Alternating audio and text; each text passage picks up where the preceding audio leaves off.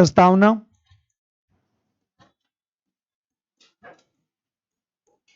या उद्देशिका,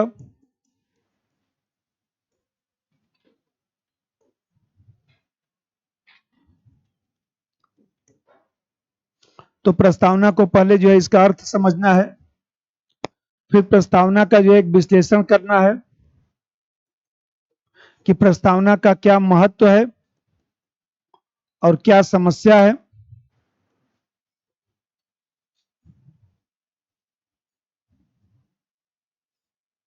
फिर देखिए इसमें जो प्रश्न आते हैं, जैसे अर्थ तो समझना है, विश्लेषण करना है, इसके बाद प्रस्तावना में जैसे प्रश्न आते हैं कि दर्शन, कभी पूछा होगा कि प्रस्तावना में निहित दर्शन को स्पष्ट करें, फिर पूछा होगा कि प्रस्तावना की विशेषता को बताइए, दर्शन बताइए, विशेषता बताइए, दर्शन आबलिक विशेषता, कि प्रस्तावना का क्या दर्शन है, क्या विशेषता है। ये तो बेसिक चीज हो गया। अब इसके बाद इस पर जो कुछ प्रश्न है, उन प्रश्नों को हम लोग कर लेंगे दो चार। अब देखिए एक चीज ध्यान रखिएगा, प्रस्तावना के महत्व का परीक्षण करें तो ये लिखना है, चालन भूमिका लिखने के बाद 3 लाइन इसको लिखिएगा, प्रस्तावना के महत्व का परीक्षण करें। पूछेगा कि प्रस्तावना का दर्शन, तो मैं अभी सिखा दूंगा कि दर्शन क्या है, विशेषता क्या है। तो जब दर्शन पूछेगा तो दर्शन लिखिएगा, विशेषता पूछेगा तो विशेषता लिखिएगा। हम लोग क्या करते हैं कि विशेषता को ही महत्व के रूप में लिख देते हैं। वो पूछता है कि प्रस्तावना का महत्व बताइए, हम लोग क्या करते हैं कि उसको बताते हैं कि इसमें स्वतंत्रता, समानता, न्याय लगते हैं लोकतंत्र की व्याख्या करने, कि इसमें गणतंत्र भी है। नहीं, तीनों प्रश्न अलग अलग है। तो महत्व का मतलब क्या हुआ कि प्रस्तावना जो है हमारे लिए कैसे लाभकारी है, और दर्शन का मतलब हुआ कि प्रस्तावना कैसे सारतत्व के रूप में है, कैसे अमूर्त सिद्धांत रखता है, फिलोसफिकल उसका पहलू वो लिखना है। अब विशेषता का मतलब कि प्रस्तावना हमारे यहां विशेष कैसे है। तो ये दोनों चूंकि आपस में मिलता जुलता है, इसलिए एक ही बना दिया। अभी सिखाता हूं। अब फिर इसके बाद कुछ प्रश्न हम लोग को करना है। देखिए 2-4 प्रश्न। नंबर 1, प्रस्तावना राजनीतिक जन्म कुंडली, राजनीतिक जन्म कुंडली की तरह है। प्रस्तावना राजनीतिक जन्म कुंडली की तरह है। प्रस्तावना राजनीतिक जन्म कुंडली की तरह है।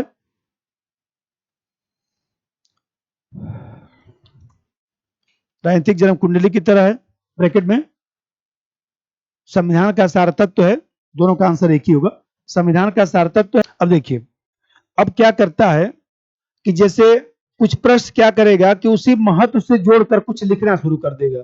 जैसे ऐसे लिखेगा कि प्रस्तावना जो है संविधान के संचालन या संवैधानिक उपबंधों की व्याख्या करने में हमारी सहायता करता है, उदाहरण सहित कथन की पुष्टि करें। तो आपको क्या करना पड़ेगा, कुछ केस का हवाला देना पड़ेगा, कुछ व्यवहारिक बात लिखना पड़ेगा और लिखकर उसको सपोर्ट करना पड़ेगा। नंबर 2, प्रस्तावना संविधान के संचालन,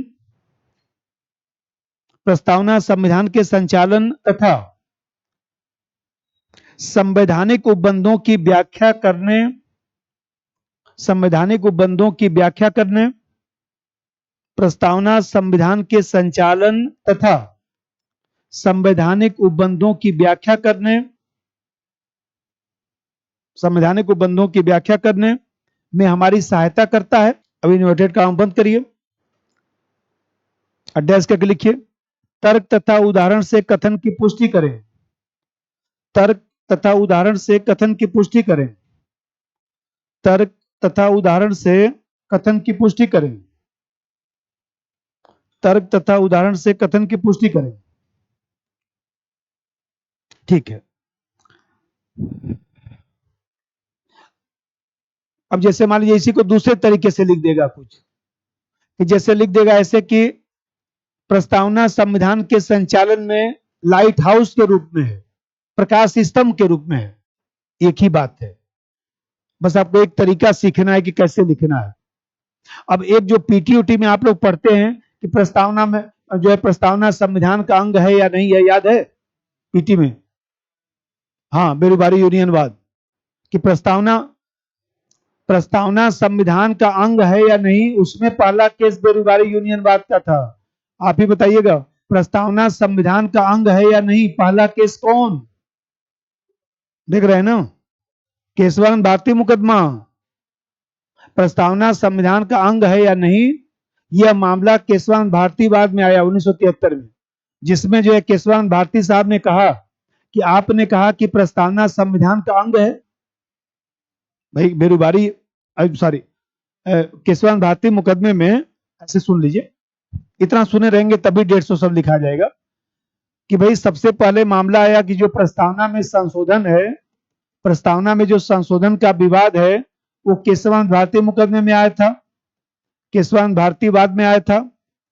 अब किसी भी विवाद में दो पक्ष होते हैं, एक तो अपीलार्थी होता है, एक अपीलार्थी होता है और एक जो है सरकारी पक्ष है, सरकारी पक्ष है। तो अपीलार्थी का मतलब केशवानंद भारती साहब।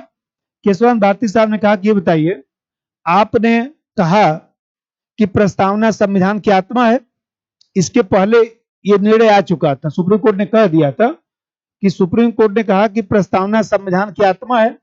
तो केशवानंद भारती साहब ने कहा कि भाई आपने कहा कि प्रस्तावना संविधान की आत्मा है, तो यदि संशोधन करने का अधिकार देंगे तो ये लोग आत्मा नष्ट कर देंगे ना, संसद वाले आत्मा नष्ट कर देंगे।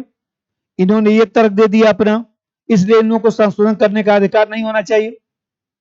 अब सरकारी पक्ष ने कहा, सरकार का कहना था कि बताइए आपने ही तो संविधान का अंग नहीं है। फिर केशवानंद भारती मुकदमा में इसी में इसके पहले जो निर्णय आया था उसमें सुप्रीम कोर्ट ने कहा कि प्रस्तावना संविधान का अंग है। तो सरकारी पक्ष ने कहा कि प्रस्तावना जब संविधान का अंग है तो बताइए कि संविधान में कहीं पर भी कुछ भी लिखा है तो उसमें संशोधन करने का अधिकार संसद को होना चाहिए और इस तरह से संसद उसमें संशोधन कर सकती है। क्या समस्या है? दोनों लोगों का तर्क एकदम जबरदस्त है। इनका भी तर्क देखिए कि आपने कहा कि प्रस्तावना संविधान का सार्थक तो यह आत्मा है, इनको देंगे संशोधन करेंगे तो आत्मा नष्ट कर देंगे। इनका तर्क था कि अंग है तो संशोधन का अधिकार जो है संसद को होना चाहिए। अब सुप्रीम कोर्ट ने मध्यम मार्ग अपना लिया। अब मध्यम मार्ग अपना के सुप्रीम कोर्ट ने कहा कि देखिए, चूंकि प्रस्तावना संविधान का अंग है, उसे बकायदे पारित किया गया है। जो 11 अधिवेशन हुआ था तो 11वें अधिवेशन में बकायदे पारित किया गया और इस तरह से देखा जाए तो आप संशोधन कर सकते हैं, शर्त यह है कि मूल ढांचा नष्ट नहीं होना चाहिए। ये सुप्रीम कोर्ट ने निर्णय दिया और उसी में 2-4 लाइन व्याख्या लिख देंगे कि 42वां संशोधन द्वारा 3 शब्द जोड़े गए जिसको मिनर्वा मिल्स वाद में चुनौती दिया गया। अब मिनर्वा मिल्स वाद में सुप्रीम कोर्ट ने जो उसको संवैधानिक घोषित कर दिया। इस तरह से व्यवहारिक धरातल पर भी देखा जाए तो संसद को प्रस्तावना में संशोधन करने का अधिकार है, लेकिन शर्त यह है कि इसका न्यायिक पुनर्विलोकन हो सकता है। यदि बेसिक स्ट्रक्चर का उल्लंघन होता है तो ऐसी स्थिति में उसको असंवैधानिक घोषित किया जा सकता है। इतना ही 150 शब्द लिख रहा है।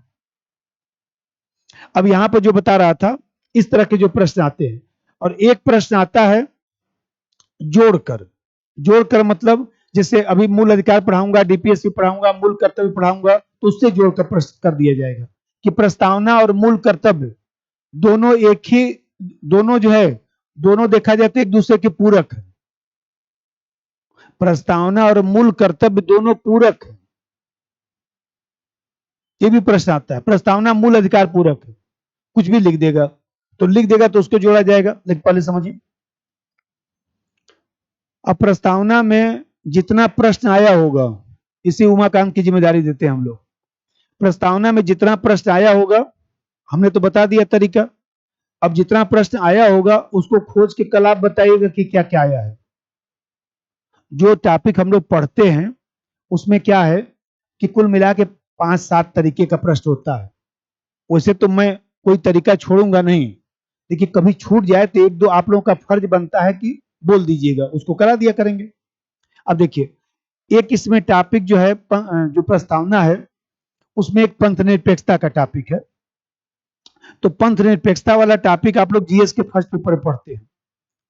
तो यहां पर जैसे जो प्रश्न आता है आप लोगों के फर्स्ट पेपर में कि पश्चिमी धर्मनिरपेक्षता और जो है भारतीय पंथ निरपेक्षता में अंतर, या भारत कितना पंथ निरपेक्ष राष्ट्र है, या पंथ निरपेक्षता जो है भारत में क्यों स्वीकार किया गया, ये सब प्रश्न आता है। लेकिन आप लोग के जो है जीएस सेकंड में ऐसे प्रश्न नहीं आते हैं। पढ़ाने को तो मैं पढ़ा देता हूं, कोई दिक्कत नहीं, कहेंगे तो पढ़ा भी दूंगा 4 लाइन। तो ऐसे प्रश्न आते हैं, जीएस के फर्स्ट पेपर में ऐसे प्रश्न आते हैं। ठीक है, देखिएगा कल प्रश्न। चलिए थोड़ा सा इसको बताएं। अब सबसे पहले तो एक प्रस्तावना के बारे में एक सामान्य अवधारणा बनाइए। सामान्य अवधारणा का मतलब ऐसे समझिए कि ये जो प्रस्तावना है, प्रियम्बल है, यह संविधान का प्रथम पृष्ठ है। संविधान का प्रथम पृष्ठ है। एक प्रकार से कह सकते हैं कि यह जो है, अभी जैसे मैं बताया कि यह प्रथम मतलब कि संक्षिप्त संस्करण है। संक्षिप्त संस्करण है।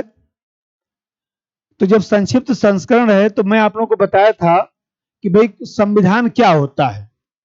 तो संविधान का मतलब होता है कि एक तरफ व्यक्ति है, नागरिक है, और दूसरी तरफ जो है राज्य है, सरकार है। भाई हम कहते हैं कि राज्य का ही तो एजेंट सरकार होता है। तो व्यक्ति और नागरिक का कुछ राइट होता है, व्यक्ति नागरिक का कुछ ड्यूटी होता है। राज्य सरकार का कुछ राइट है, राज्य सरकार का कुछ ड्यूटी है। तो ये जो राइट और ड्यूटी में जो समन्वय होता है, राइट और ड्यूटी में जो समन्वय होता है, व्यक्ति नागरिक और राज्य में जो संबंध होता है, इसी संबंध को जो है संविधान कहा जाता है। इसी राइट ड्यूटी में जो समायोजन होता है उसे संविधान कहा जाता है। जैसे मान लीजिए संविधान क्या है, तो संविधान एक प्रलेख है, फंडामेंटल डॉक्यूमेंट है, जिसमें व्यक्ति नागरिक एक साइड में हो गया, दूसरी साइड में राज्य और सरकार हो गया। और दोनों के मध्य जो जितने भी संबंध हो सकते हैं, जैसे मान लीजिए विधायिका कार्यपालिका में संबंध, नागरिक और विधायिका में संबंध, सरकार के अंगों में संबंध, जो भी संबंध सोच सकते हैं। इसलिए नहीं, जैसे मान लीजिए आप लोग पीटी में पढ़ते हैं ना कि भाई हम लोग के यहाँ जो है जिससे नागरिक है, तो नागरिक को विशेष अधिकार मिला हुआ है। हमारे यहाँ व्यक्ति भी रहते हैं, कोई विदेशी है तो भी तो व्यक्ति के रूप में रह रहा है ना। तो व्यक्ति के रूप में रह रहा है तो आप लोग पढ़ते हैं कि अनुच्छेद 15 है, 16 है, 19 है, 29 है, 30 है। ये हमारे यहाँ केवल नागरिक को है, केवल नागरिक को है। अभी बताइए, अभी जो हम लोग के यहाँ एनआरसी वाला है, तो उसमें सबको नागरिकता नहीं मिला है। अभी तो कुल मिला के मेरे समझ से 100-200 लोगों को मिला है, वो भी दिल्ली में। बाकी जगह के लोगों को तो अभी मिल भी नहीं पाया। तो आप देख रहे हैं कि बाकी लोग व्यक्ति के रूप में रह रहे हैं, उनका भी राइट है भाई। उनको 15, 16, 19, 29, 30 नहीं मिलेगा, बाकी सब मूल अधिकार तो उनको भी मिलेगा ना। मान लीजिए राष्ट्रपति प्रधानमंत्री नहीं बन सकते, बाकी तो अधिकार उनको मिलेगा ही। धार्मिक स्वतंत्रता का अधिकार मिलेगा, कानून के समक्ष समानता मिलेगा, सब तो मिलेगा ही। तो यहाँ पर इसीलिए मैं व्यक्ति और नागरिक लिख दिया कि भाई हमारे यहाँ व्यक्ति भी रहते हैं, नागरिक भी रहते हैं। राज्य का एजेंट जो है सरकार है। तो दोनों के मध्य जितने भी संबंध सोच सकते हैं, उन्हीं संबंधों को जो है संविधान में लिखा गया है। और यहाँ पर व्यक्ति नागरिक का जो राइट है, व्यक्ति नागरिक का जो ड्यूटी है, राज्य सरकार का राइट है, राज्य सरकार का ड्यूटी है, उसको लिखा गया है। तो राइट और ड्यूटी का जो समायोजन है, उसी समायोजन को संविधान कहा जाता है। ठीक, अब यहाँ पर जोड़ता हूं, ये बताइए, जब संक्षिप्त संस्करण है तो जो काम संविधान व्यापक रूप से करेगा वही संक्षेप में प्रस्तावना करेगा। तो जब वही संक्षेप में करेगा, इसका मतलब कि संविधान के बारे में संक्षेप में हमें परिचय कराएगा। इसीलिए हमने लिखा कि संक्षिप्त संस्करण है। और जब संक्षिप्त संस्करण है, ये बताइए, कुछ व्यक्ति के बारे में बताएगा ना। तो व्यक्ति के बारे में जो बताएगा वो क्या बताता है? प्रस्तावना में जो मूल्यात्मक जो पहलू लिखा गया है, स्वतंत्रता, समानता, न्याय, बंधुत्व, ये मूल्यात्मक पहलू व्यक्ति के संदर्भ में है। ये माना गया है कि व्यक्ति जो है मूल्यात्मक अवधारणा है। तो यहाँ पर जो मूल्यात्मक जो अवधारणा है प्रस्तावना में, वो व्यक्ति के संदर्भ में। अब मूल्यात्मक अवधारणा का मतलब जैसे आप लोग पढ़ते हैं, इसमें जो है स्वतंत्रता, समानता, न्याय, बंधुत्व, इन सब चीजों की चर्चा की गई है। ये मूल्यात्मक पहलू है। और दूसरी तरफ ये बताइए, जिससे स्वतंत्रता की बात की गई है, तो उसमें स्वतंत्रता में लिख दिया गया कि भाई उपासना है, धर्म है, विश्वास है, अभिव्यक्ति है, विचार है, इसकी स्वतंत्रता, 5 बातों की स्वतंत्रता। समानता में मान लीजिए लिख दिया गया कि प्रतिष्ठा और अवसर की समानता। मान लीजिए न्याय में समग्र न्याय की बात कर दी गई। बंधुत्व में जो है कह दिया गया कि भाई व्यक्ति की गरिमा सुनिश्चित होनी चाहिए और राष्ट्र की एकता अखंडता सुनिश्चित होनी चाहिए, ये सब लिख दिया गया। ये बताइए, ये सब जितना भी बात है ये आदर्शवादी पहलू है, ये आदर्शवादी है, ये आकांक्षा है, ये हम लोग की आकांक्षा है। इसको हम लोग जो है बेसिक फिलॉसफी कहते हैं। ये जितना भी स्वतंत्रता, समानता, न्याय, बंधुत्व है, जो अमूर्त अवधारणा है, जो वैल्यू है, इसको हम लोग संविधान का दर्शन कहते हैं, इसको हम लोग बेसिक फिलॉसफी कहते हैं। ये एक प्रकार से जो है बेसिक फिलॉसफी है, संविधान का दर्शन है, संविधान का दर्शन है। आइए बताइए, यही तो आधारभूत मूल्य है, यही तो हमारा विचार है, यही तो भविष्य का निर्धारण करता है। ये संविधान का जो दर्शन है ये भविष्य का निर्धारण करता है, ये जो है भविष्य का निर्धारण करता है, भविष्य का निर्धारण करता है।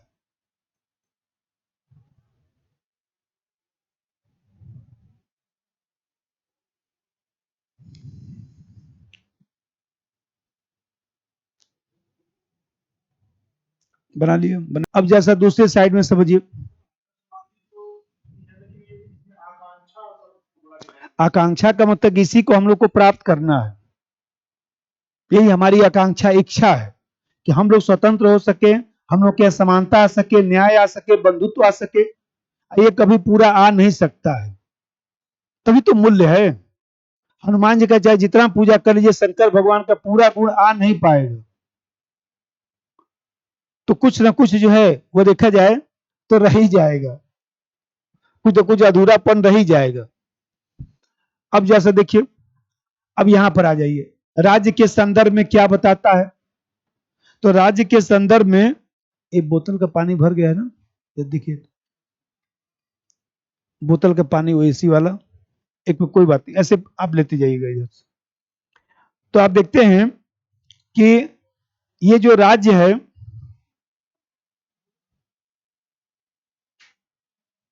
ये जो राज्य है,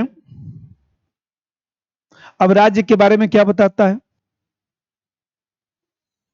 अब देखते हैं कि सत्ता का स्रोत क्या है। जो हमारे यहाँ राज्य है उसके बारे में बताता है कि सत्ता का स्रोत क्या है, सत्ता का स्रोत क्या है। राज्य के बारे में बताता है कि राज्य की प्रकृति क्या है, राज्य की प्रकृति क्या है, राज्य का उद्देश्य क्या है, राज्य का उद्देश्य क्या है। और हमारा संविधान लिखित है, लिखित संविधान है, लिखित संविधान है। ये बताइए, इस राज्य के बारे में बताता है कि सत्ता का स्रोत क्या है। तो सत्ता का स्रोत क्या है, तो जनता है।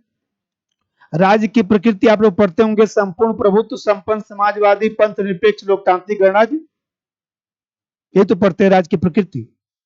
तो राज्य की प्रकृति हमारे यहाँ संपूर्ण प्रभुत्व, संपन्न समाजवादी, पंथ निरपेक्ष, लोकतांत्रिक गणराज्य। और राज्य का उद्देश्य है जनता का कल्याण करना, जनता की सेवा, जनता की सेवा। और इसी से पता चलता है कि यह लिखित संविधान है। अब यहीं पर जैसा समझिएगा, ये जितना भी बात मैं बताया हूं, ये बात क्या है भाई, सत्ता का स्रोत।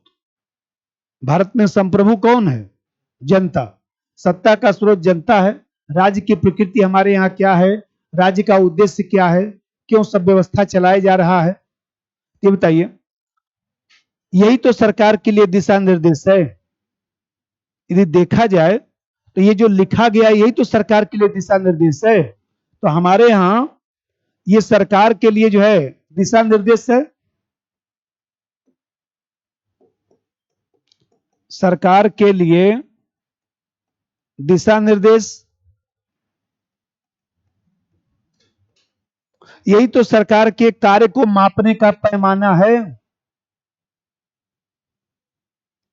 सरकारी कार्य को मापने का यही तो पैमाना है। कि जनता का कितना कल्याण हुआ, हम जो मालिक थे हमारा कितना सम्मान हुआ। भाई हम लोग तो मालिक हैं, तो हम लोग जो मालिक हैं हम लोग का कितना सम्मान हुआ। संपूर्ण प्रभुत्व संपन्न समाजवादी पंथ निरपेक्षता जो लिखा गया है उसका कितना सम्मान हुआ। यही तो शासन का सिद्धांत है, यही तो शासन का सिद्धांत है। हाँ मतलब कि यही तो शासन का सिद्धांत है। ये बताइए, ये शासन के सिद्धांत को स्पष्ट करता है। यही एक प्रकार से कह सकते हैं कि सरकार के लिए प्रेरणा स्रोत है। यही सरकार के लिए प्रेरणा स्रोत। हम लोग पढ़ाते थे, बताइए पढ़ाने का उद्देश्य क्या है? आपको विद्वान बनाना, विद्वान बनाना नहीं। पढ़ाया और परीक्षा में आपको नंबर आ गया, परीक्षा में क्वेश्चन करके चले आए, पास हो गए, सफल। अब परीक्षा में क्वेश्चन नहीं आया तो चाहे जितनी बड़ी कोचिंग है, चाहे जितना बड़ा टीचर है, असफल। हमारा जो पैमाना है, हमारा तो यही पैमाना होता है पढ़ाने का। पढ़ाया और नहीं आया, आप फोन करके बोले पीटी पढ़ के गए थे, अच्छा लगा ना, कि मान लीजिए अच्छा लगा, गया टिक उक लगा चला आया। अब मान लीजिए आप फोन करके बोलते जानते हैं पढ़ाए तो थे सर, बहुत अच्छा पढ़ाए थे, लेकिन कुछ भी आया नहीं सर उसमें से, कोई मतलब है उसका? क्या फायदा है? अब प्रस्तावना है, अभी खत्म हो जाएगा, आधे पौन घंटे पढ़ा दूंगा। घर पे जाके आज तक जितना क्वेश्चन आया होगा प्रस्तावना का सब खोज खाज के देखिएगा हुआ कि नहीं। इतना ही चीज है। अब जैसे देखिए, ये शासन का सिद्धांत है। अभी बताइए, ये शासन का सिद्धांत है, सरकार के लिए प्रेरणा स्रोत है, तो यही तो वर्तमान व्यवस्था का जो है मार्गदर्शन करता है। यही तो वर्तमान व्यवस्था के लिए सिद्धांत के रूप में कार्य करता है। इसका मतलब यह हुआ कि ये वर्तमान व्यवस्था से संबंधित है। वर्तमान व्यवस्था, ये बताइए भविष्य का निर्धारण ये करता है, ये जो है भविष्य का निर्धारण करता है, ये वर्तमान का निर्धारण कर रहा है। अब जैसे यहीं पे समझिएगा,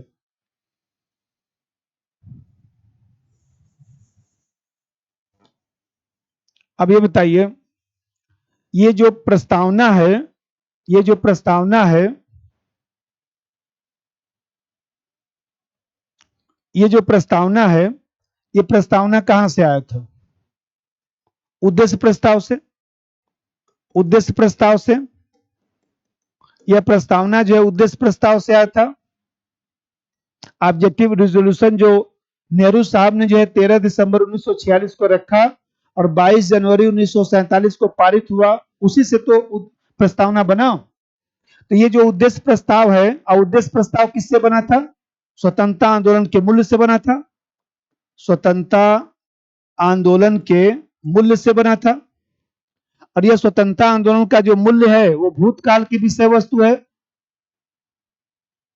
और यह मैं भविष्य बताया, और ये मैंने बताया कि ये जो है एक प्रकार से कह सकते हैं कि ये जो है ये वर्तमान है, ये वर्तमान है। ठीक, अब यहीं पर सुनिए, जो बोला था कि प्रस्तावना संविधान का सारतत्व है, जन्मकुंडली है, उसको कैसे लिखा जाएगा? सिंपल सा लिखिए कि जैसे मान लीजिए मॉडल आंसर लिख रखा हूं, बोलूंगा बस। प्रस्तावना जो है, प्रस्तावना के को जन्म कुंडली कहने का मतलब है कि प्रस्तावना भूत वर्तमान भविष्य तीनों का निर्धारण करती है। जिस तरह से कुंडली को देखकर पंडित जी सबके बारे में बता देते हैं भाई क्या था पिछले जन्म में, क्या आपका होने वाला है, उसी तरह से प्रस्तावना भी हमारे यहाँ दिखाई देती है। अब बस वहीं पर शुरू हो जाइए कि प्रस्तावना जो है उद्देश्य प्रस्ताव से बना है। स्वतंत्रता आंदोलन से उद्देश्य प्रस्ताव बना था। भूतकाल में जो स्वतंत्रता आंदोलन जो भूतकाल में हो चुका है, उस भूतकाल से प्रस्तावना की जड़ें जो है दिखाई देती हैं। प्रस्तावना में जो निहित मूल्य है, उस स्वतंत्रता आंदोलन में जो हम लोग संघर्ष किए थे उन मूल्यों से बना है। अब फिर आगे बढ़ जाइए, प्रस्तावना संविधान का छोटा स्वरूप है, और जो काम संविधान व्यापक स्वरूप में करता है वही काम जो है वह प्रस्तावना जो है संक्षेप में करता है। वही काम जो है संक्षेप में करता है। जब संक्षेप में करता है तो ऐसी दशा में एक तरफ जो है व्यक्ति के बारे में मूल्यात्मक पहलुओं को बताता है, और ये जो मूल्यात्मक पहलू हैं वो आदर्शवादी हैं, इन्हें ही हम लोग को प्राप्त करना है। यही संविधान का दर्शन है जो हमारे भविष्य का निर्धारण करता है। और फिर उसी में आगे बढ़ के लिख दीजिए कि दूसरी तरफ जो राज्य है उसके बारे में सत्ता का स्रोत, प्रकृति, उद्देश्य के बारे में बताता है। यह वास्तव में सरकार के लिए दिशा निर्देश है, यही शासन का सिद्धांत है, इसी के आधार पर सरकारी कार्यों की जांच की जाती है और इस तरह से देखा जाए तो यह वर्तमान व्यवस्था का आधार है। इस प्रकार सिद्धांत जो है प्रस्तावना में भूत, वर्तमान, भविष्य तीनों दिखाई देता है। और फिर उसमें कुछ एप्लीकेशन लिख दीजिए कि पैराचेंज करके उसी में लिख देंगे कि न्यायपालिका ने भी अनेक अवसरों पर किसान भारतीय मुकदमा, चाहे मिनरवा मिल्स वाद, चाहे एसआर मुंबई वाद, अनेक अवसरों पर जो है प्रस्तावना में लिखित जो है मूल्यों को आधारभूत ढांचे के रूप में परिभाषित किया। जैसे एसआर मुंबई वाद में जो है पंथ निरपेक्षता को मूल ढांचा माना गया, केशवान भारतीय मुकदमे में आत्मा कहा गया। कुछ वहां से लिख देंगे कि भाई न्यायपालिका ने भी अनेक अवसरों पर जो है इसको मूल ढांचे के रूप में, अनेक अवसरों पर इसको जो है आत्मा कहा है और जो पंथ निरपेक्षता है उसको भी स्वीकार किया। और उसी में कुछ वर्तमान का लिख देंगे कि वर्तमान में देखा जाए तो न्यायपालिका संविधान का निर्वचन करते समय, व्याख्या करते समय या न्यायिक पुनरावलोकन करते समय प्रस्तावना में लिखित मूल्य, प्रस्तावना में लिखित उद्देश्यों को ही आधार के रूप में स्वीकार करती है और निर्णय करती है। जैसे इलेक्टोरल बॉन्ड को असंवैधानिक घोषित कर दिया गया क्योंकि कहीं ना कहीं जो है वो देखा जाए तो आधारभूत ढांचा का उल्लंघन करता है और जो आधारभूत ढांचा का सिद्धांत है वो भी हमारी प्रस्तावना से ही जुड़ा है। इस तरह से देखा जाए तो पूरा संविधान या राजनीतिक व्यवस्था प्रस्तावना को केंद्र बिंदु मानकर ही चल रही है। इसी संदर्भ में जन्म कुंडली या सारतत्व कहा जाता है। बस इतना ही लिखना है। पेज बंटवाऊंगा, कल लिख के लाइएगा, ठीक है ना। 150 शब्द लिखिएगा। अब चलिए इसका महत्व, प्रस्तावना का क्या महत्व है, और जीएस सेकंड का पेज इन लोगों को दे दीजिए।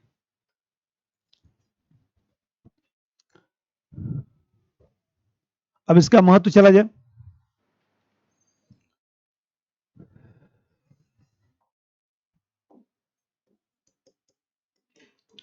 प्रस्तावना का महत्व, अब देखिए भाई प्रस्तावना का महत्व यह है कि प्रस्तावना हमारी जो है आवश्यकता की पूर्ति करता है। भाई कोई भी चीज है जब हमारी आवश्यकता की पूर्ति करेगा तभी तो हम लोग को अच्छा लगता है। तो यहां पर ही बताइए प्रस्तावना में जो है जैसे स्वतंत्रता की बात की गई है, प्रस्तावना में जो है समानता की बात की गई है। तो स्वतंत्रता से ही तो प्रतियोगिता को बढ़ावा मिलता है। जहां प्रतियोगिता होगा वहीं पर तो खोज होगा, वहीं पर तो अनुसंधान होगा, वहीं पर तो नए विचार आएंगे। और जहां नए विचार आएंगे, अनुसंधान खोज होगा, वहीं तो प्रगति होगा। और दूसरी तरफ समानता जब होगा तभी तो बंधुत्व होगा, भाईचारा होगा। और यही बंधुत्व हमारी एकता अखंडता को मजबूत कर सकता है।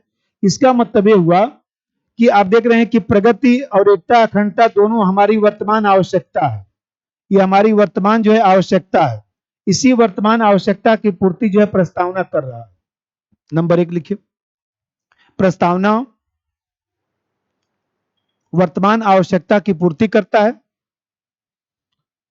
प्रस्तावना वर्तमान आवश्यकता की पूर्ति करता है, वर्तमान आवश्यकता की पूर्ति करता है। एक तरफ स्वतंत्रता जैसे मूल्य प्रगति को बढ़ावा देते हैं, स्वतंत्रता जैसे मूल्य प्रगति को बढ़ावा देते हैं। दूसरी ओर समानता हमारी एकता अखंडता को मजबूत करता है, समानता हमारी एकता अखंडता को मजबूत करता है, हमारी एकता अखंडता को मजबूत करता है। ठीक है, दूसरा बात समझिए भाई। अभी मैं बताया कि प्रस्तावना में लक्ष्य लिखा गया है, आदर्श लिखा गया है जिसको हम लोग को प्राप्त करना है। भाई अभी जैसे समझा रहा था कि प्रस्तावना में जो है ये जो लिखा गया है, लक्ष्य लिखा गया है, इसे ही हमको प्राप्त करना है, इसको ही हमको प्राप्त करना है। तो इसको ही हमको प्राप्त करना है। ये बताइए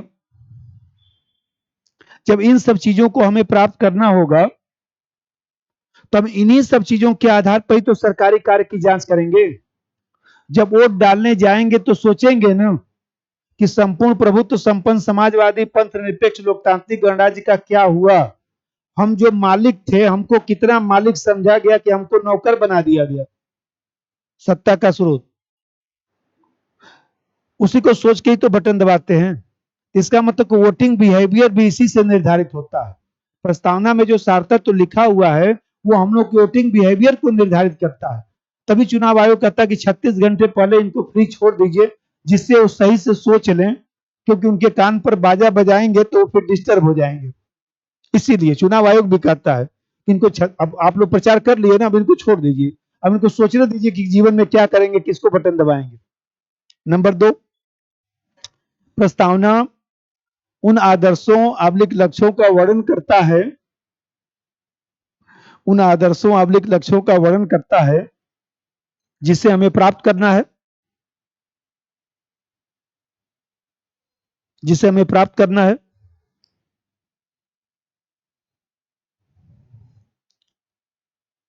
अतः इसी मापदंड पर सरकारी कार्यों की जांच की जा सकती है, इसी मापदंड पर सरकारी कार्यों की जांच की जा सकती है। मतदान व्यवहार की प्रक्रिया निष्पक्ष हो सकती है, मतदान व्यवहार की प्रक्रिया निष्पक्ष हो सकती है। अब आपको समझ में आया ना कि प्रस्तावना का महत्व तो हर तीसरे साल पूछा होगा क्वेश्चन। अब पेपर में जाकर देखिएगा, यूपी में हर तीसरे साल पूछता है कि प्रस्तावना के महत्व का परीक्षण करें। हम लोग उसका विशेषता लिख के आते हैं। आईएएस में भी पूछ रखा है प्रस्तावना के महत्व का परीक्षण करें, हम लोग तुरंत शुरू हो जाते हैं। स्वतंत्रता 5 बातें, समानता ये, इसी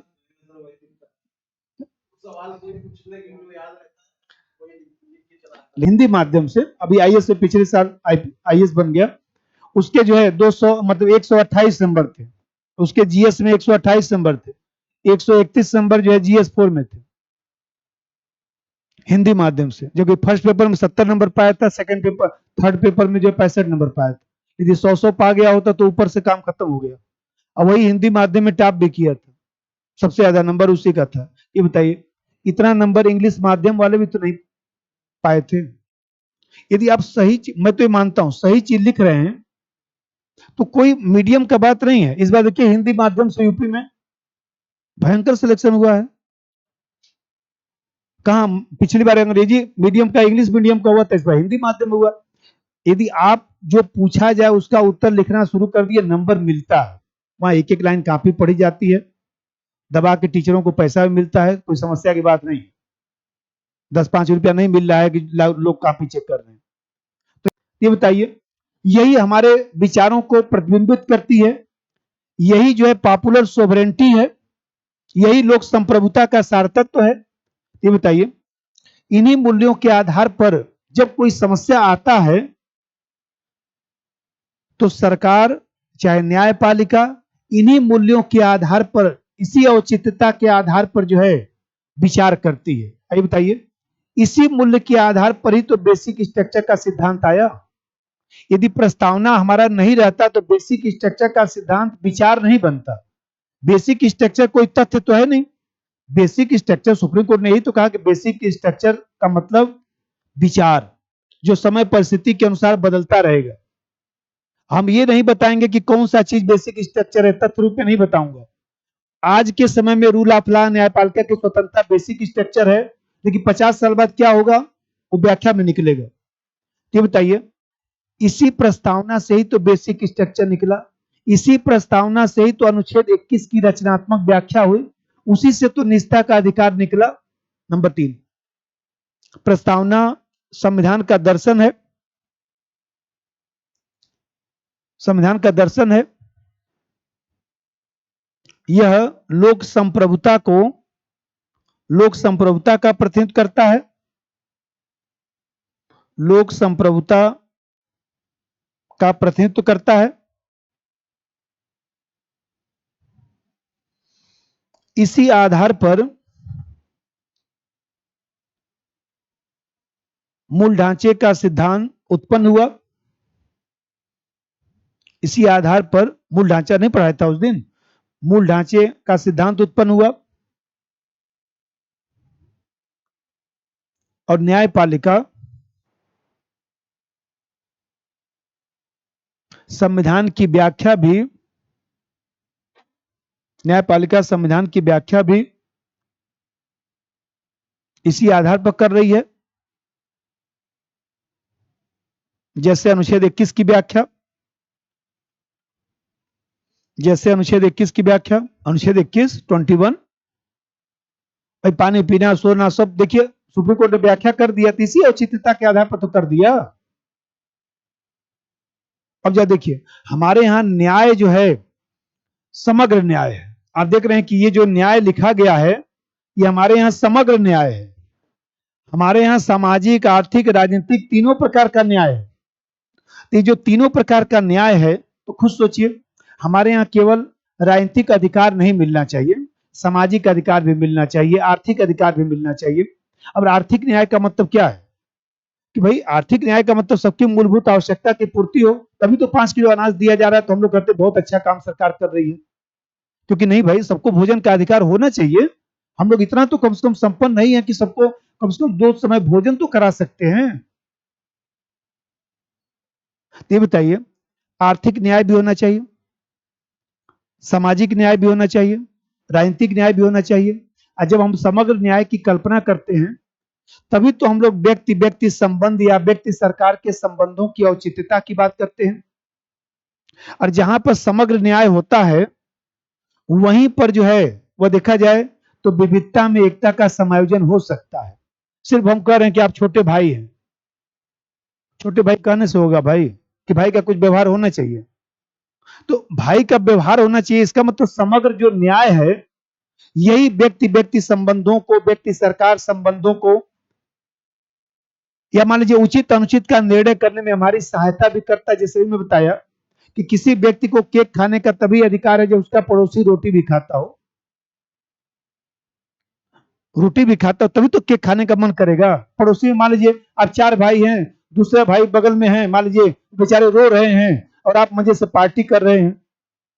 वो मान लीजिए गरीबी से रो रहे हैं, उनको मान लीजिए खाना रात में नहीं मिला और आप दबा के पार्टी चल रही है, ये बताइए न्याय नहीं ना हुआ।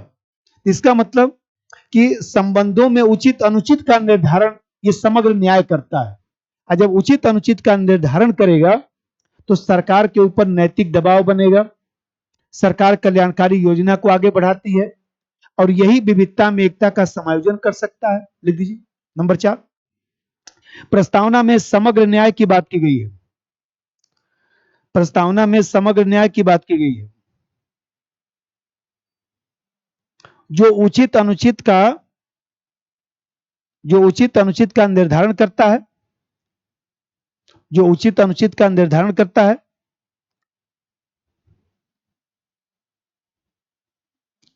सरकार को कार्य करने की प्रेरणा देता है, सरकार को कार्य करने की प्रेरणा देता है,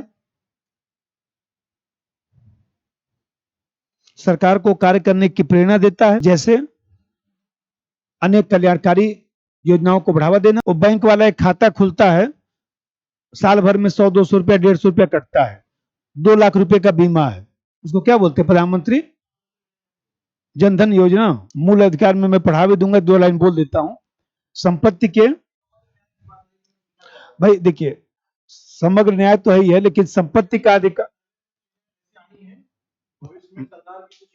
योजनाएं हैं हाँ, लेकिन एक चीज ध्यान रखिए कि हम लोग के यहाँ संपत्ति का जो अधिकार है, अभी मूल अधिकार में मैं पढ़ा भी दूंगा, उसका क्वेश्चन बहुत इंपॉर्टेंट भी है कि संपत्ति के अधिकार की वर्तमान स्थिति क्या है।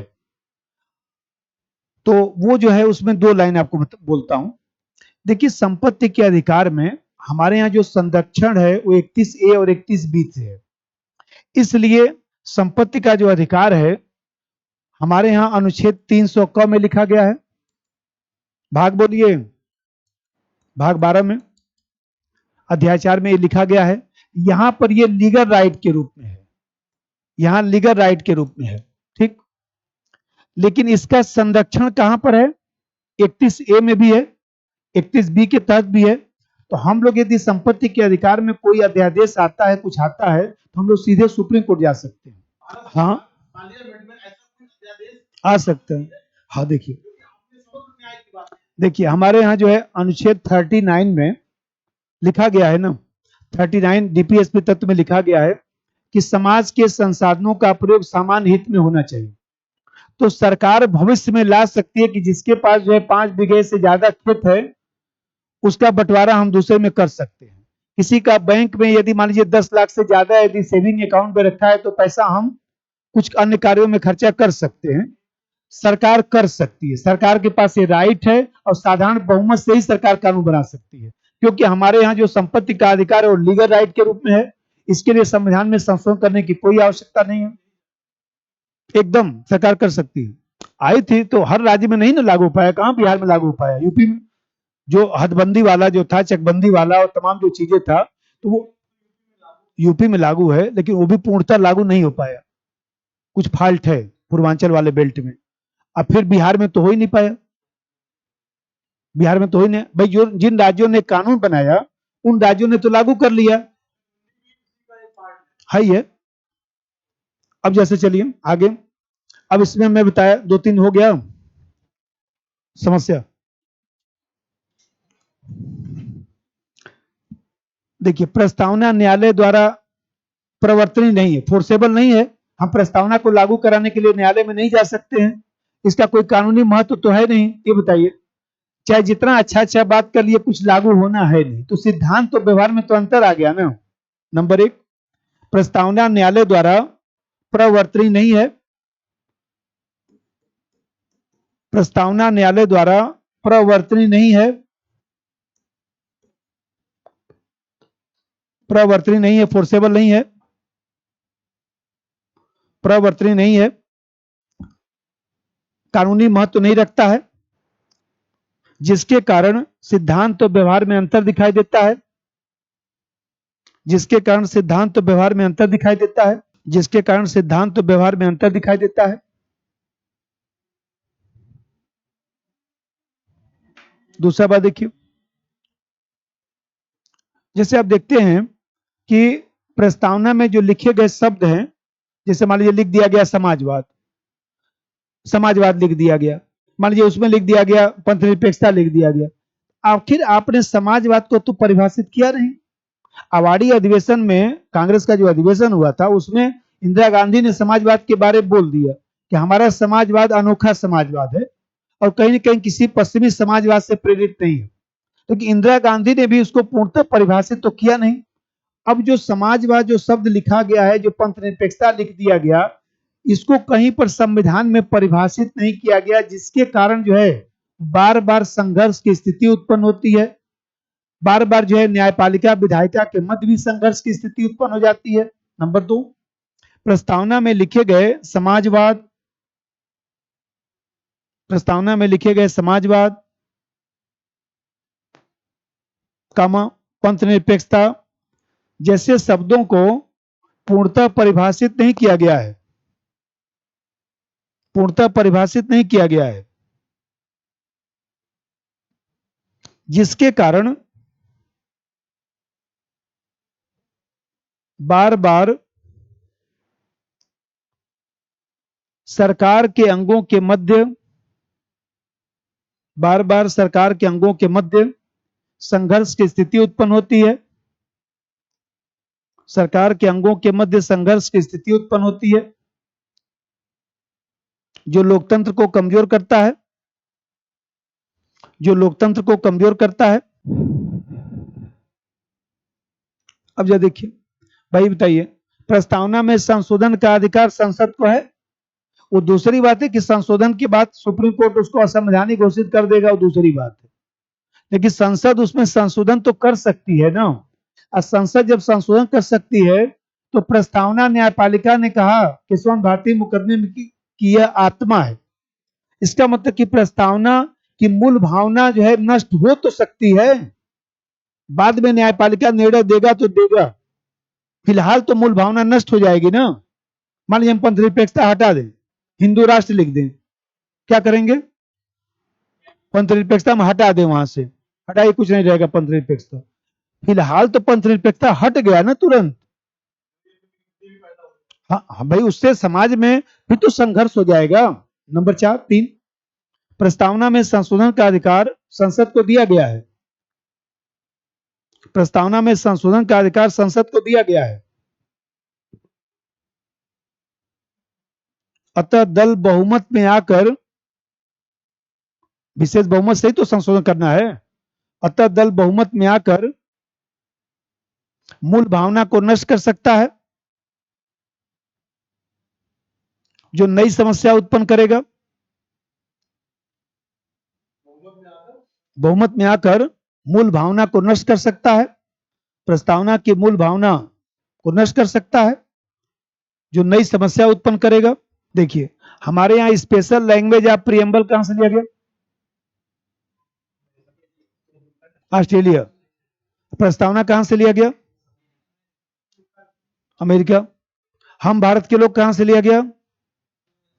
अमेरिका। तो आप देख रहे हैं, सब हम लोग दूसरे देश से ही ले लिए। तो प्रस्तावना में मौलिकता का भी तो अभाव है। प्रस्तावना की विशिष्ट भाषा, हम भारत के लोग, अमेरिका के संविधान का पहला लाइन है, we the people of United State of America. आप जो है सब मान लीजिए ले लिए, अब सब मिला के लिख दिए, तो प्रस्तावना में मौलिकता का भी अभाव है, इसके कारण भी समस्या है। एक आलोचना और लिख दीजिए, प्रस्तावना में मौलिकता का भी अभाव दिखाई देता है। प्रस्तावना में मौलिकता का अभाव भी दिखाई देता है। मौलिकता का अभाव भी दिखाई देता है। जैसे विशिष्ट भाषा ऑस्ट्रेलिया से लिया गया, तो प्रस्तावना अमेरिका से प्रभावित है। तो प्रस्तावना अमेरिका से प्रभावित है। देखिए, सबसे बड़ी आलोचना तो ये होता है कि संविधान मूल नियम है, फंडामेंटल डॉक्यूमेंट कहा जाता है। यहां पर आदर्शवादी बातों के लिए स्थान नहीं होना चाहिए, मूल कानून कहा जाता है। तो मूल कानून में ऐसी बातें जो लागू ही नहीं हो सकती हैं, विधायिका के लिए न तो शक्ति का स्रोत है और न ही विधायिका की शक्ति पर कोई प्रतिबंध लगाता है। ये बताइए, प्रस्तावना विधायिका की शक्ति पर क्या प्रतिबंध लगाता है? कुछ नहीं, लीगल रूप से।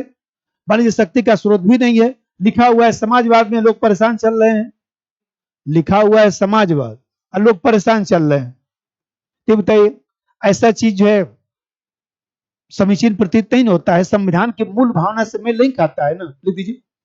नंबर 4, प्रस्तावना व्यवहार में न तो विधायिका की शक्ति का स्रोत है, प्रस्तावना व्यवहार में न तो विधायिका की शक्ति का स्रोत है और न ही उसकी शक्ति पर प्रतिबंध लगाता है, और न ही उसकी शक्ति पर प्रतिबंध लगाता है, और न ही उसकी शक्ति पर प्रतिबंध लगाता है। 3-4 हो गया। अरे बस, अब जैसे समझिए, अब इसमें देखिए, आप लोग जीएस के फर्स्ट पेपर में पंथ निरपेक्षता पढ़ते हैं, मैं थोड़ा सा जो काम का चीजें पढ़ा देता हूं, क्योंकि पता चले कि जो है आप लोग फर्स्ट पेपर में उस हिसाब से नहीं पढ़े तो फिर वो भी दिक्कत, तो हमारी भी गलती मानी जाएगी। तो थोड़ा सा देखिए, ये जो पंथ निरपेक्षता है, पंथ निरपेक्षता, इसमें जो है प्रस्तावना में जो पंथ निरपेक्षता है, तो हम लोग को एक तो अर्थ जानना है, इसका स्वरूप जानना है कि पंथ निरपेक्षता का क्या स्वरूप है, फिर पंथ निरपेक्षता को क्यों अपनाया गया, क्यों अपनाया गया। मान लीजिए पूछे कि पंथ निरपेक्षता को क्यों महत्व दिया गया, फिर यही लिखना है।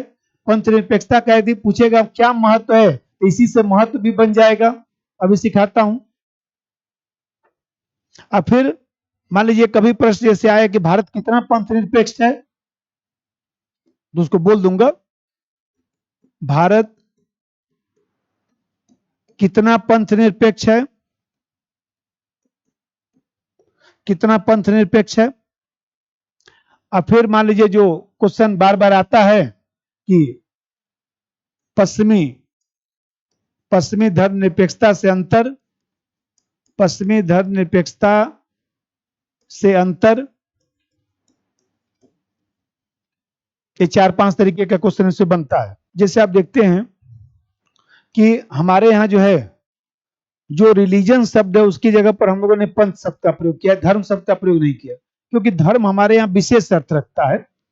मनोहर जोशीवाद ने, सुप्रीम कोर्ट ने भी कह दिया कि हमारे यहाँ हिंदू धर्म जो है वो देखा जाए तो धर्म नहीं है, एक जीवन शैली है। क्योंकि हम लोगों के यहाँ जो धर्म है वो स्व कर्तव्य पालन है। धर्म जो है जो धीरे धात से बना है, अच्छे गुणों को धारण करना। तो जो अच्छा कार्य करता है, अपनी सभ्यता संस्कृति के अनुरूप कार्य करता है, उसको हम लोग धार्मिक कहते हैं। तो यहाँ पर हमारे यहाँ रिलीजन शब्द की जगह पंथ शब्द का प्रयोग किया गया।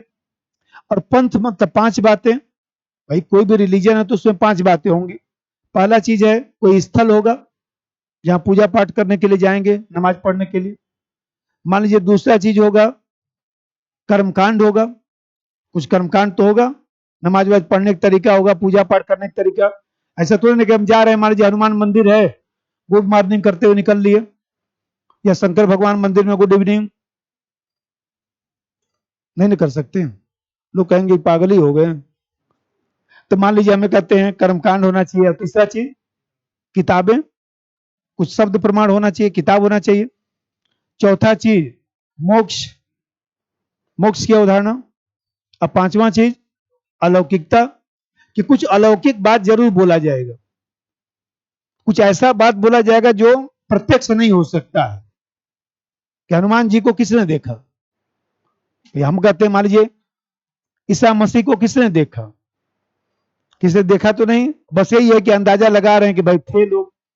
तो यहां पर हमारे यहाँ जो पंथ निरपेक्षता है, ऐसे समझिए कि ये छोटा गोला धर्म निरपेक्षता है, पश्चिमी धर्म निरपेक्षता है, और ये गोला हमारे यहाँ पंथ निरपेक्षता है। पंथ निरपेक्षता है। इस धर्म निरपेक्षता का मतलब होता है, इसमें 2 चीज होता है, एक तो निगेटिव सेंस भी होता है और एक पॉजिटिव सेंस भी होता है। निगेटिव सेंस का मतलब कि राज्य का कोई धर्म नहीं होगा। इसका मतलब होता है कि राज्य का कोई धर्म नहीं होगा, राज्य का कोई धर्म नहीं होगा। और पॉजिटिव सेंस का मतलब होता है कि मानव का कल्याण होगा और वैज्ञानिक प्रगति का विकास होगा, वैज्ञानिक प्रगति का विकास होगा। इन दोनों को मिलाएंगे तो इसको बोलेंगे पश्चिमी धर्म निरपेक्षता। ठीक, अब ध्यान से देखिए पश्चिमी धर्म निरपेक्षता। अब इसी में इसको हमने मान लीजिए कुछ मान लिया, ऐसे इसको हमने मान लिया, ए मान लिया। तो जो पंथ निरपेक्षता हमारी है उसमें ए तो है ही है, साथ में जो है धार्मिक सहिष्णुता भी है, सभी धर्मों के साथ समान व्यवहार भी है, सभी धर्मों के साथ समान व्यवहार मतलब धार्मिक सहिष्णुता, धार्मिक सहिष्णुता, रिलीजियस टॉलरेंस, धार्मिक सहिष्णुता। नहीं समझाया? जैसे मान लीजिए हम कहें कि भाई पंथ निरपेक्षता का क्या अर्थ है, तो पंथ निरपेक्षता का अर्थ है राज्य का कोई धर्म नहीं होगा, मानव का कल्याण होगा, वैज्ञानिक प्रगति का विकास होगा, और राज्य सभी धर्मों के साथ समान व्यवहार करेगा, धार्मिक सहिष्णुता का भाव रखेगा। ये तो पंथ निरपेक्षता का अर्थ हो गया। अब हमारे यहाँ जो पंथ निरपेक्षता है उसका क्या स्वरूप है, अर्थ लिखिए परिचालन। राज्य का कोई धर्म नहीं होगा, राज्य का कोई धर्म नहीं होगा, और न ही राजकीय कार्यों में, और न ही राजकीय कार्यों, और न ही राजकीय कार्यों डैश राजनीति, शिक्षा, और न ही राजनीतिक कार्यों, राजनीति, शिक्षा, अर्थव्यवस्था में धर्म का प्रयोग किया जाएगा। न ही राजकीय कार्यों, भाई देखिए ऐसे समझिए, राज्य का धर्म नहीं होगा इसका मतलब क्या होता है, इसका मतलब कि राजकीय कार्य में धर्म का प्रयोग नहीं होगा। राजकीय कार्य, शिक्षा, अर्थव्यवस्था, राजनीति में धर्म का प्रयोग, आदि में धर्म का प्रयोग नहीं होगा। वैज्ञानिक प्रगति और मानव का कल्याण होगा, वैज्ञानिक प्रगति और मानव का कल्याण होगा,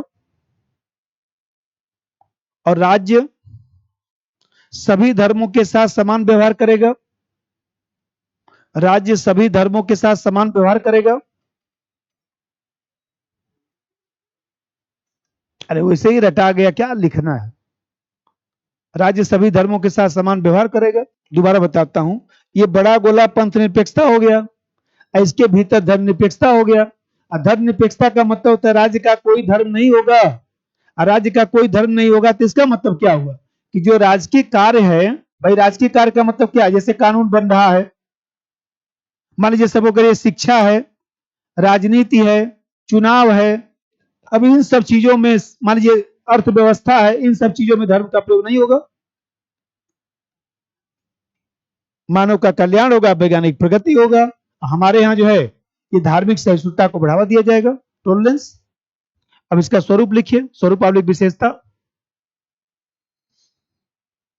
पहला चीज देखिए, जो 25 से 28 में लिखा गया है उसी सेंस को लिखना पड़ेगा यहाँ पर, या जो सुप्रीम कोर्ट ने व्याख्या किया वो सेंस लिखना पड़ेगा। पहला चीज देखिए, पहले समझाता हूं।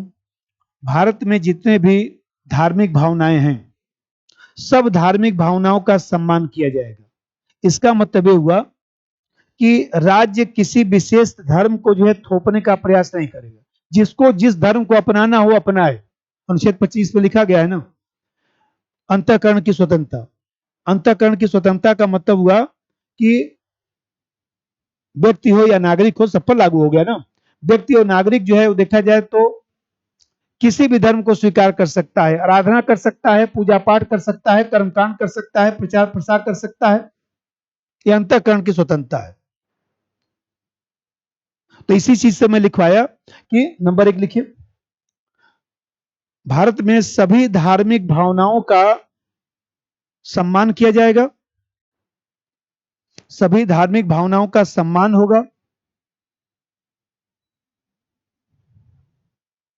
और राज्य आम जनता पर किसी धर्म को थोपने का प्रयास नहीं करेगा। राज्य आम जनता पर किसी धर्म को थोपने का प्रयास नहीं करेगा। और नंबर 2, राज्य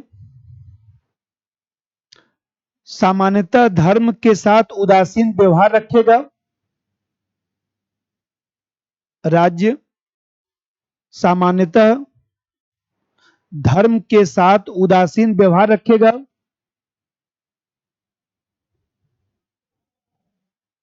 आ सकता है क्वेश्चन ना इस बार, इसीलिए पढ़ा रहा हूं।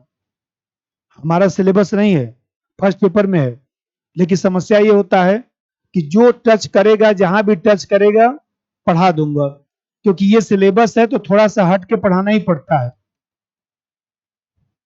इतना रिजिड होके नहीं चलता है मामला, क्योंकि मान लीजिए कुछ प्रस्तावना से जोड़ दिया, कुछ कर दिया, हमारी भी तो गलती होगी। राज्य सामान्यतः धर्म के साथ उदासीन व्यवहार करेगा, न तो किसी धर्म को संरक्षण देगा और न ही किसी से घृणा करेगा। न तो किसी धर्म को संरक्षण देगा और न ही किसी से घृणा करेगा। इसी को देखिए, देखिए हम लोग क्या पीसीएस में, आईएएस में ऐसा प्रश्न नहीं आएगा। एक चीज ध्यान रखिएगा, कभी विवादित प्रश्न नहीं पूछा जाता है, ऐसा प्रश्न नहीं आएगा। लेकिन हम लोग के एग्जाम में प्रश्न आएगा ना, हम लोग को परीक्षा पास करना है। देखिए अब मैं बार बार कहता हूं, हमारा थोड़ा सा ये है कि देखिए आपको परीक्षा पास करना है, सबसे पहला काम ये होना चाहिए कि हम लोग अपने सिलेबस पर कंसंट्रेट हो जाएं। नंबर 1, जो सिलेबस है, जो पूछा जाता है चुपचाप वही पढ़ना है, बाकी कुछ नहीं। जैसे मान लीजिए कोई कुछ बोल भी रहा है, कोई बात नहीं, सब सही है, सब सही है।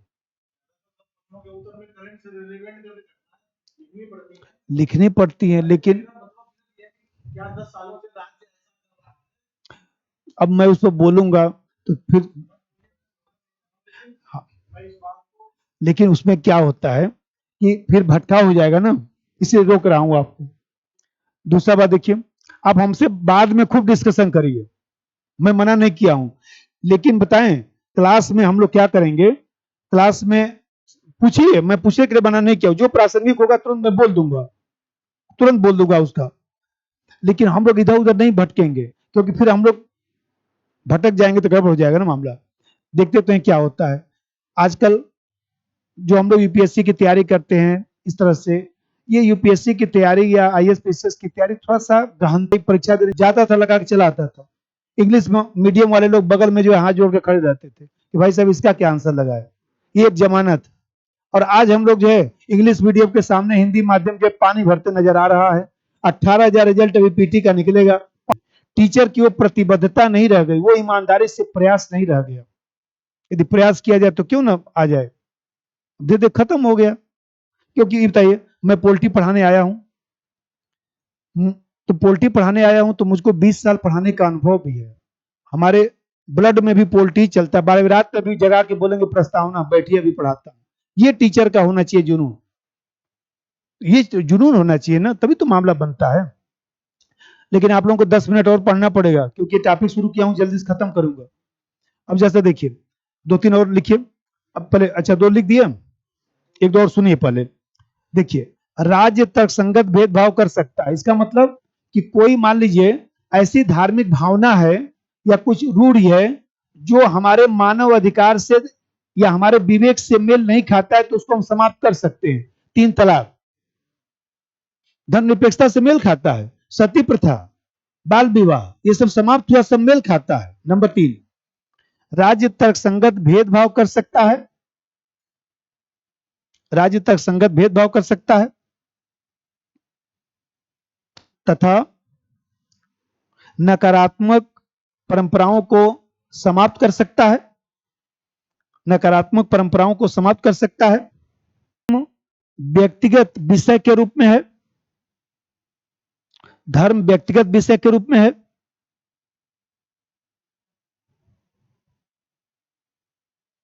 अतः व्यक्ति किसी भी प्रतिरूप, मॉडल, भाई दुर्गा जी, शंकर भगवान, ईसा मसीह, सब मॉडल ही तो लोग हैं। किसी भी प्रतिरूप की आराधना कर सकता है। पूजा पाठ कर्मकांड कर सकता है। पूजा पाठ कर्मकांड कर सकता है। एक पॉइंट और लिख दीजिए। सभी धर्म के लोगों को समान अवसर दिया गया है, जैसे अनुच्छेद 15-16 में सभी धर्म के लोगों को समान अवसर दिया गया है।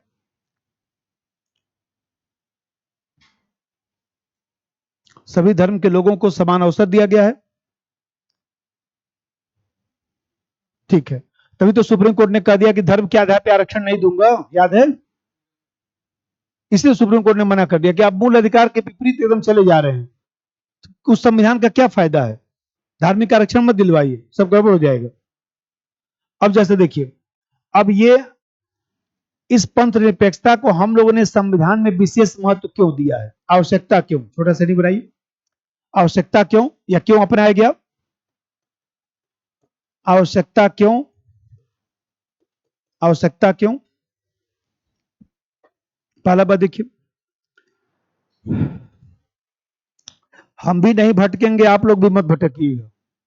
एकदम दोनों लोग यही संकल्प लेंगे, न मैं भटकूंगा, न मैं ज्यादा कहानी सुनाऊंगा, थोड़ा बहुत तो सुना सकता हूं, न तो ज्यादा मैं कहानी सुनाऊंगा, न तो ज्यादा आप लोग भटकिएगा।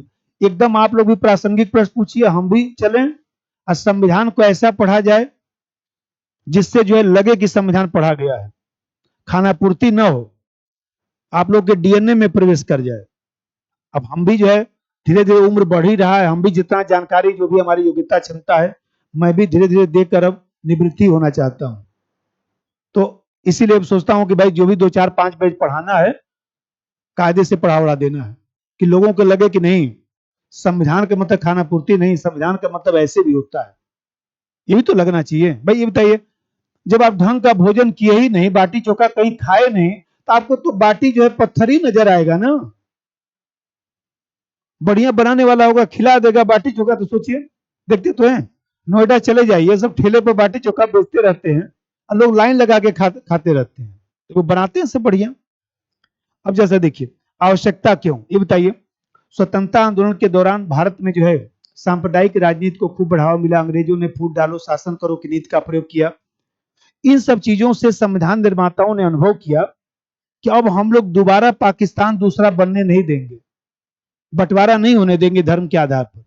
और इस तरह से धर्म और संप्रदाय को जो है, सीधी सी बात है कि पंथ निरपेक्षता को अपना लिया जाए, जिससे राज्य और राजनीति से धर्म जो है अलग हो जाए, क्योंकि जब तक ये धर्म राजनीति और राज्य को पकड़ा रहेगा तब तक कुछ न कुछ कराता ही रहेगा। इसलिए हम लोगों ने संविधान में जो है पंथ निरपेक्षता को स्वीकार कर लिया। नंबर एक, स्वतंत्रता आंदोलन के दौरान भारत में सांप्रदायिक राजनीति का विकास हुआ। भारत में सांप्रदायिक राजनीति का विकास हुआ। परिणामतः देश का विभाजन हुआ। परिणामतः देश का विभाजन हुआ। धर्म को राज्य अबलिक राजनीति से अलग रखा जाएगा। धर्म को राज्य अबलिक राजनीति से अलग रखा जाएगा। दूसरा बात समझिए,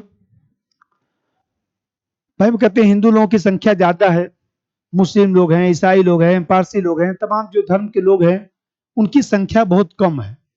तो ऐसी दशा में यदि हम पंथ निरपेक्षता अपनाएंगे तो अल्पसंख्यक लोगों के मन में जो है एक विश्वास की प्रक्रिया बढ़ सकती है।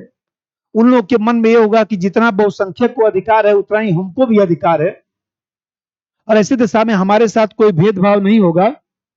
तभी तो हमारी विविधता बनी रहेगी, विविधता में एकता का समायोजन हो सकता है। ये पंथ निरपेक्षता हमारे यहाँ जो है विविधता में एकता का समायोजन करने का माध्यम है।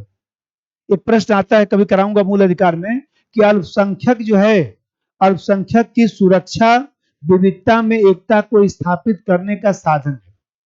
मूल अधिकार में कराऊंगा, एक क्वेश्चन आता है, यूपी में आ चुका है एक बार। नंबर दो, भारत में विभिन्न धर्म के लोग रहते हैं। विभिन्न धर्म के लोग रहते हैं, अतः पंथ निरपेक्षता अपनाकर अल्पसंख्यक के मन में विश्वास की प्रक्रिया को बढ़ावा दिया जा सकता है। विश्वास की प्रक्रिया को बढ़ावा दिया जा सकता है जो विविधता में एकता का समायोजन करेगा। भाई जैसे आप देखते हैं कि हमारे यहां लोकतंत्र अपनाया गया है। जैसे मान लीजिए हमारे यहां लोकतंत्र अपनाया गया, ये बताइए, लोकतंत्र अपनाया गया तो लोकतंत्र का आधारभूत या मान लीजिए लोकतंत्र का मूल्य क्या होता है? स्वतंत्रता, समानता, न्याय, यही तो लोकतंत्र का मूल्य है। तो जब हम पंथ निरपेक्षता को अपनाएंगे तभी तो लोकतंत्र का मूल्य मजबूत होगा और तभी तो हमारा लोकतंत्र दीर्घजीवी बनेगा। तो लोकतंत्र को दीर्घजीवी बनाने के लिए पंथ निरपेक्षता को अपनाया गया, क्योंकि लोकतंत्र का जो आधार है, ये जो आधार है स्वतंत्रता, समानता, न्याय, बंधुत्व, ये स्वतंत्रता, समानता, न्याय, बंधुत्व पंथ निरपेक्षता से ही आता है। अभी बोला हूं आपको, मैं कह रहा हूं भाई है, अब फिर मैं देखने लगूं कि आप किस जाति के हैं, किस धर्म के हैं, तो भाई करने का क्या मतलब रह गया? तो भाई कब प्रयोग होगा सही में? जब पंथ निरपेक्षता होगा। नंबर तीन, भारत में लोकतांत्रिक व्यवस्था अपनाया गया जिसका आधार स्वतंत्रता, समानता, बंधुत्व जैसे तत्व हैं। जिसका आधार स्वतंत्रता, समानता, बंधुत्व जैसे तत्व हैं। जिसका आधार स्वतंत्रता, समानता, बंधुत्व जैसे तत्व हैं, जो पंथ निरपेक्षता से ही मजबूत हो सकता है। जो पंथ निरपेक्षता से ही मजबूत हो सकता है। इसी का देखिए, ये बताइए, हमारे यहां संविधान में अनुच्छेद 21 में personal liberty, right to life सब लिख दिया गया। पर्सनल लिबर्टी लिख दिया गया, राइट टू लाइफ लिख दिया गया। ये बताइए, यदि पंथ निरपेक्षता नहीं अपनाएंगे तो फिर व्यक्तिगत स्वतंत्रता का क्या होगा? मान लीजिए मैं आपको अधिकार दिया कि आप पूछिए, प्रासंगिक प्रश्न हमसे पूछिए, कोई दिक्कत नहीं। अब आप पूछेंगे तो मैं बोलूंगा कि नहीं नहीं, क्लास में कोई टोका टिप्पणी नहीं, तो गलत हो गया ना बात। प्रासंगिक प्रश्न पूछिए, मैं बताऊंगा। मैं भी चाहता हूं कि आपको संविधान सिखाऊं। हमको भी कोई खाना पूर्ति थोड़ा ना करना, खाना पूर्ति करना होता तो कहीं जाकर पढ़ा दिया होता चुपचाप। यहाँ आप लोगों को 10, 20, 50 लोगों को थोड़ा पढ़ाता। मैं भी चाहता हूं कि यदि जीवन में 500 लोगों को पढ़ाया हूं, 1000 लोगों को पढ़ाया हूं, 100 लोगों को पढ़ाया हूं, तो वो लोग दिल से नाम लें कि किसी ने कुछ पढ़ाया था, खाना पूर्ति नहीं। भाई होना चाहिए ना। ये बताइए, यहां पर लोकतांत्रिक जो व्यवस्था है उसमें जो है व्यक्तिगत स्वतंत्रता की बात की गई अनुच्छेद 21 में। तो व्यक्तिगत स्वतंत्रता कब बढ़ेगा? जब पंथ निरपेक्षता आएगा। लिख दीजिए, लोकतांत्रिक व्यवस्था में व्यक्तिगत स्वतंत्रता का अधिकार भी समाहित है। लोकतांत्रिक व्यवस्था में व्यक्तिगत स्वतंत्रता का अधिकार भी समाहित है, जिसका उल्लेख अनुच्छेद 21 में किया गया है। जिसका उल्लेख अनुच्छेद 21 में किया गया था। पंथ निरपेक्षता अपनाकर अनुच्छेद 21-14 अनुच्छेद 21-14 की भावना को मजबूत किया जा सकता है। अनुच्छेद 21-14 की भावना को मजबूत किया जा सकता है। अनुच्छेद 21-14 की भावना को मजबूत किया जा सकता है। कोई बात नहीं, दूसरा क्लास भी है, भूल गया था। कल जो दूसरा क्लास भी तो है ना,